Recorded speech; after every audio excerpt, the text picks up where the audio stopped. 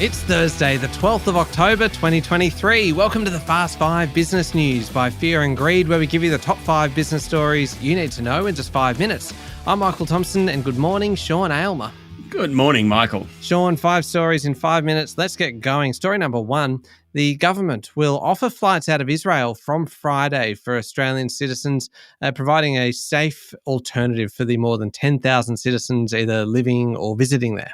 Prime Minister Anthony Albanese announced the decision yesterday afternoon after the government had spoken to Qantas and Virgin and asked for help if repatriation is needed. At least 2 flights have been organised, and people wanting to get out need to get in touch with the embassy in Israel. The Prime Minister was scheduled to meet Jewish leaders in Melbourne yesterday as tempers locally fray. Pro-Palestinian protests have been held in Sydney and Melbourne, drawing criticism. Some state parliamentarians have refused to support Israel, while opposition Leader Peter Dutton has been critical of the Prime Minister for not calling a national security meeting, something the Prime Minister says politicises the situation. All right, what is the latest? What's happening in the Middle East? Well, Israel hit back hard at Gaza City over the past 24 hours. That's after the weekend's invasion by Hamas into Israeli territory that killed hundreds of people. Citizens of many nations, including an Australian woman, have now been confirmed dead as part of that Hamas attack. The Israeli bombardment over the past 24 hours has destroyed shopping malls, restaurants, residential buildings, and offices belonging to aid groups and international media. Hundreds of Palestinians have been reported killed, while thousands are injured and or homeless.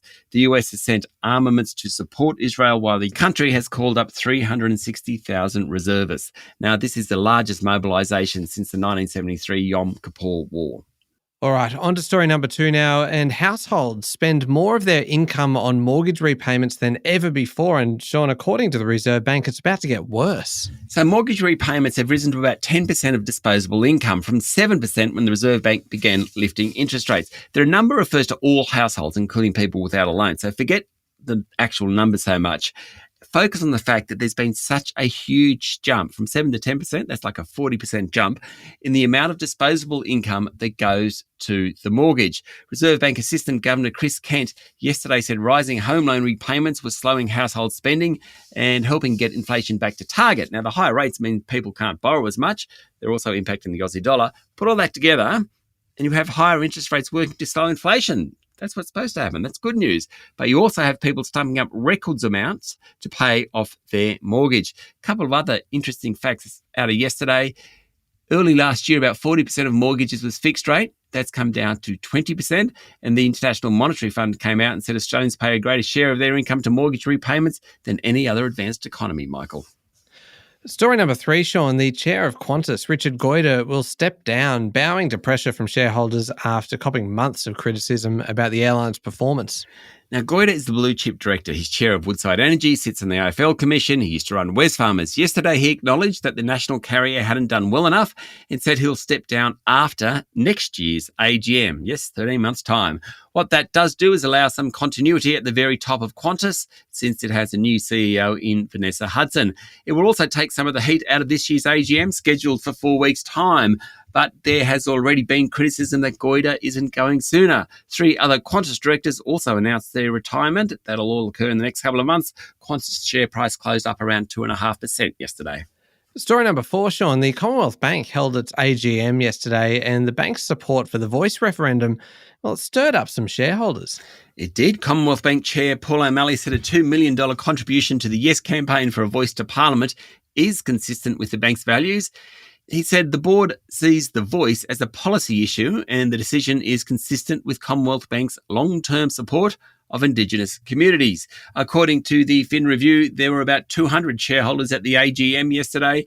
Others asked about the ethics of artificial intelligence, offshoring of jobs to India, and whether the board is comfortable having PwC as its auditor following its tax scandal. Meanwhile, boss Matt Comyn told shareholders he's optimistic about the economic outlook.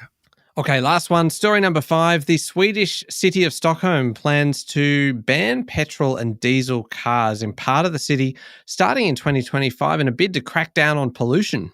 An area of about 20 blocks that straddles the Swedish capital's finance area and main shopping drags would only allow electric vehicles, some hybrid trucks and fuel cell vehicles, according to rules to be presented overnight and reported by Bloomberg. An expansion of the zone could be decided in the first half of 2025. Now, Stockholm could be the first major capital to introduce such a wide prohibition of internal combustion engines. It goes much further than plans by Paris, Athens, and Madrid. They all plan to ban diesel cars only. Other cities, including London, have introduced low emission zones that include daily fees for entering the city centre if you're in one of those older cars. It's going to be fascinating to watch what happens in Stockholm. Yeah, it certainly will be. That's it, the top 5 business stories in 5 minutes. Thank you, Sean. Thank you, Michael. It is Thursday, the 12th of October, 2023. Remember to hit follow on the podcast. And if 5 minutes isn't enough for you, you can find our longer daily show called Fear and Greed Business News, wherever you listen to podcasts. I'm Michael Thompson, and that was the Fast 5 Business News by Fear and Greed. Have a great day.